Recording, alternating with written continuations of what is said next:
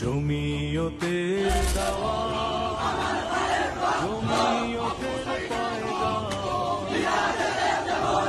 উপমহাদেশের স্বাধীনতা, সাম্রাজ্যবাদ বিরোধী সংগ্রাম, গণমানুষের অধিকার ও ইসলামী সমাজ ব্যবস্থা প্রতিষ্ঠার সংগ্রামে শতবর্ষী ঐতিহ্যের ধারক জমিয়তে ওলামায়ে ইসলাম প্রতিষ্ঠা লগ্ন থেকে ব্রিটিশ বিরোধী স্বাধীনতা সংগ্রামে গুরুত্বপূর্ণ ভূমিকার পাশাপাশি আধিপত্যবাদ, সাম্রাজ্যবাদ ও স্বৈরাচারের বিরুদ্ধে দৃঢ় অবস্থান তাদের রাজনৈতিক দর্শনের অবিচ্ছেদ্য অংশ। 1971-এর মুক্তিযুদ্ধে অংশগ্রহণের পর থেকে ইসলাম, ন্যায় বিচার, মানবাধিকার, জনগণের ভোটাধিকার ও সার্বভৌমত্ব রক্ষার প্রশ্নে তারা বরাবরই সোচ্চার থেকেছে। অতীত ঐতিহ্যের ধারাবাহিকতায় 2024 সালের জুলাই গণ অভ্যুত্থানেও জমিয়তে ওলামায়ে ইসলাম স্বৈরাচারের রক্তচক্ষুকে উপেক্ষা করে রাজপথে সরব ছিল।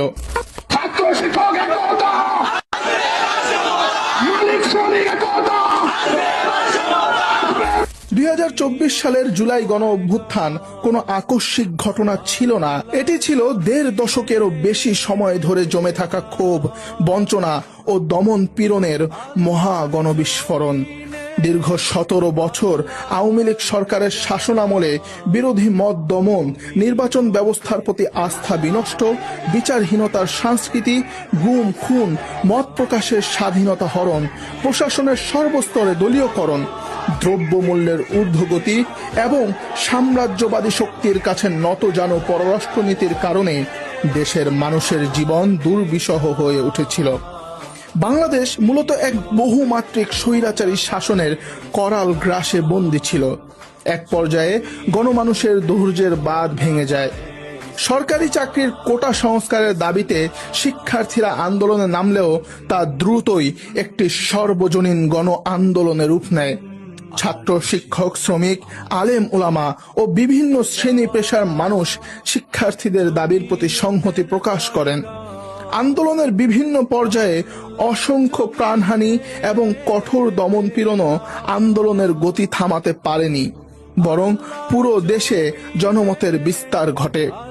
এই আন্দোলনের সূচনা লগ্ন থেকেই জমিয়তে ওলামায়ে ইসলাম বাংলাদেশ ন্যায়সঙ্গত গণদাবির প্রতি সমর্থন ও সংহতি প্রকাশ করে। সংগঠনের কেন্দ্রীয় ও স্থানীয় নেতৃবৃন্দ বিভিন্ন সময় বিবৃতি প্রদান, প্রতিবাদ কর্মসূচিতে অংশগ্রহণ এবং রাজপথে সক্রিয় থেকে শিক্ষার্থী ও সাধারণ জনগণের পাশে নিজেদের অবস্থান স্পষ্ট করেন।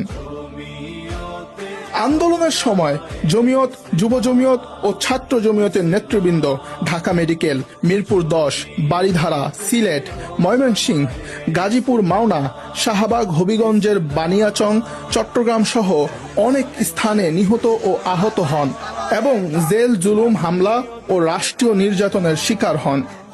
1 আগস্ট আন্দোলনকারীদের দাবির প্রতি সংহতি জানিয়ে জমিয়তের কেন্দ্রীয় কার্যালয়ে সংবাদ সম্মেলন করেন জমিয়তের নেতৃবৃন্দ। আমরা বিস্ময়ের সাথে লক্ষ্য করেছি যে টানা কয়েকদিন নেট বন্ধ করে দেশকে বিশ্ব থেকে বিচ্ছিন্ন করে রাখা হয়েছে। আমরা আরো লক্ষ্য করেছি যে সরকারের নির্মম গণহত্যা থেকে শিশুরা পর্যন্ত রেহাই পায়নি। মহান মুক্তিযুদ্ধের সময় আমাদের দলের তৎকালীন নেতৃবৃন্দ যেমনি ভাবে হানাদার বাহিনীর বিরুদ্ধে সোচ্চার ছিলেন এবং মুক্তিকামী জনতার পাশে ছিলেন, আমরাও আজ তাদের পথ অনুসরণ করে জাতির এই ক্রান্তিকালে অধিকার আদায়ের আন্দোলনকারীদের পাশে আছি এবং থাকবো ইনশাআল্লাহ। এই দৃষ্টিকোণ থেকে ছাত্র সমাজের চলমান শান্তিপূর্ণ ও যৌক্তিক আন্দোলনের প্রতি আমরা সংহতি প্রকাশ করছি। 2 আগস্ট বৈষম্য বিরোধী আন্দোলনে শহীদদের মাগফিরাত কামনা ও আহতদের সুস্থতায় দোয়া ও সংহতি সমাবেশ কেন্দ্রীয় কার্যালয়ে অনুষ্ঠিত হয়। 3 আগস্ট মিরপুরে জমিয়তের সহসভাপতি মাওলানা আব্দুল কুদ্দুস তালুকদার ও সিনিয়র যুগ্ম মহাসচিব মাওলানা বাহাউদ্দিন জাকারিয়া এর উপস্থিতিতে ছাত্র সংহতি সমাবেশ অনুষ্ঠিত হয়। 3 আগস্ট রাতে জমিয়তের মহাসচিব মাওলানা মঞ্জুরুল ইসলাম আফেন্দি শাহবাগ চত্বরে ছাত্র জনতার সাথে একাত্মতা প্রকাশ করেন।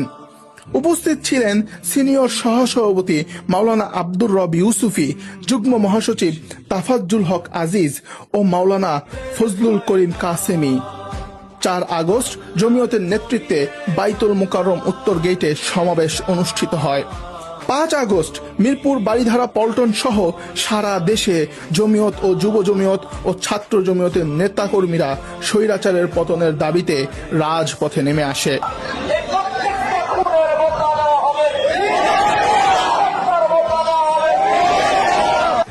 বাইতুল মুকাররম বিপ্লবীদেরকে নিয়ে আসরের নামাজের ইমামতি করেন জমিয়তের সভাপতি মাওলানা ওবায়দুল্লাহ ফারুক। সারা দেশে অসংখ্য মায়ের কোল খালি করে অবশেষে স্বৈরাচার পালাতে বাধ্য হয়।